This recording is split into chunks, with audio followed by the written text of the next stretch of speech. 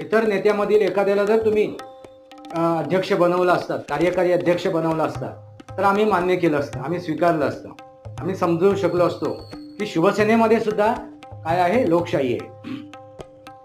पण त्या शिवसेनेमध्ये लोकशाही नव्हती, ती होती घराणेशाही.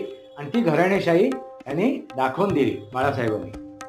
आणि त्यानंतरच हीच घराणेशाही पुढे उद्धव ठाकरेंनी पुढे चालवली, आज तरी असं दिसते. त्यामुळे बाळासाहेबांना जी उपाधी मिळाली होती हिंदू हृदय सम्राट, ती सुद्धा ह्या त्यांच्या चिरंजीवांनी काढून घेतली.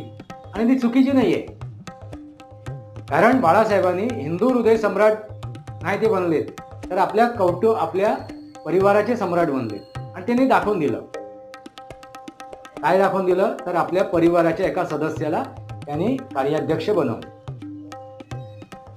असो मित्रांनो, मग आता काय